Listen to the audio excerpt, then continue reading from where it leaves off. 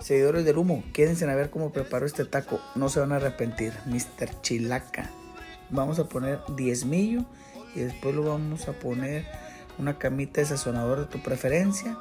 Cuando esté así húmedo, lo vamos a dar la vuelta, quiere decir que ya está lista la primera vuelta, y lo dejamos otra vez ahí. Lo vamos a picar finamente, así bien chiquito para que quepa la carne dentro del chile, y nomás los vamos a dejar ahí una quemadita leve.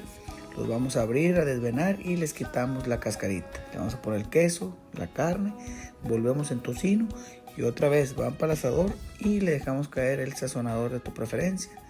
Ya cuando lo saquemos le vamos a poner una tortilla de harina y una de maíz, camita de aguacate que no puede faltar, y la salsita roja que preparamos o la que tú tengas, pero de preferencia una quemadita le va a ir muy bien.